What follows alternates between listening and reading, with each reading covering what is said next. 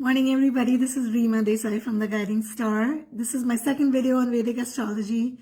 If you haven't seen the first video, please go ahead and watch the first one first. This is a continuous series. So today, it's a very short video. One thing that I want to tell you is just logically when you think, there cannot be 12 types of people in the world. So when you're looking at a forecast on the website, in the newspaper, on an app, the forecast is only highlighting 12 zodiac signs. Do you think that there are only 12 kinds of people in the world, 12 kinds of destinies? And do you want to feel as common as billions of other people, or maybe millions of other people who belong to one of those 12 categories, right? That can't be true. It's not true. Every individual is absolutely unique. Even if you're part of a twin or triplets, quadruplets, still every soul is unique. They could be much more similar, but they're still very unique in their own destiny, personality. So in Vedic astrology, we are able to make that differentiation because of the very detailed calculations that we make. When I look at a chart, immediately I'm able to specify certain things, specific things about that individual, because we're not looking at just one thing. We're not looking at sun sign, for one. We're not at all looking at the sun sign. We're not looking only at one particular sign or one particular thing. We're looking at a combination of many different things.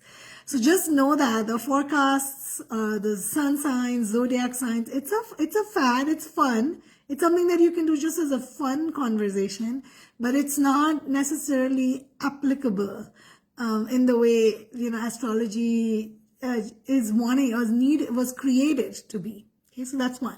Second, in astrology, most people have a sense or an understanding of astrology as being a predictive science, which means that when you go to an astrologer, typically, people want to know when things will happen, especially bad things, right? Or they're hoping to hear good things.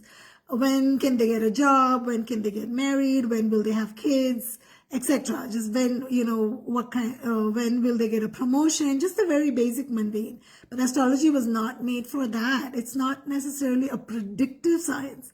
Astrology is more what I call as an analytical science, which means that it's analyzing your circumstance. It's analyzing the impacts of different energies and what is the probabilities, science of probabilities of something coming to fruition in terms of the prediction part that people seek out. But more than that, astrology was made, or the best use of astrology is to understand what are the strengths that you have as a soul. What were you born to do? What are you best what would be best for you to focus on in this lifetime to maximize this life, so that you can go forward in the next life, the next incarnation with already, it's like saying, if you do really well in your second grade, third grade, what fundamental concepts do you need to master so that as you go further up in your studies, in your grades, you are going to be able to be extremely successful, right? So it's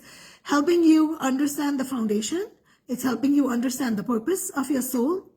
It's also meant to help you understand where your strengths are so that they can be maximized. What are the good times so that the good times can be maximized?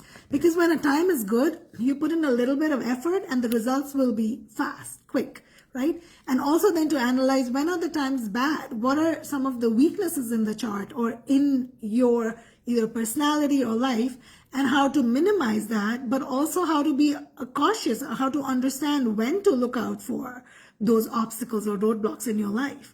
So it's more of an analysis of how do I maximize my life? How do I get through, minimize, or get support for all the darker times? So once again, going back to the first video, it's all about light, taking the soul towards light. It's not about saying, when are you going to get cancer? When are you going to get a certain promotion? That's not what astrology was made for. It may have become that. People may have made that. They've made it more commercial. They found a great tool to make money, easy way to make money, right? And it's not the best way. I don't like it, especially when astrologers are giving, let me silence my phone. They're giving us negative information. very quickly in India, like many Indian astrologers that are in India, they will practice it where they shouldn't be sharing information, but that is emotionally jarring, harsh, sensitive, or negative, unless if the client specifically asks for it. We're not supposed to mention it, but it's become a power tool in some ways, saying, see, this is how much I know. And then, as astrologers tell you something negative, then you're looking for remedies, and it's just a chain of different things involved. So once again, go back, listen to this video from the beginning, listen to video 1, and we will continue our series. Talk to you tomorrow. This is Reema Desai from The Guiding Star. Bye.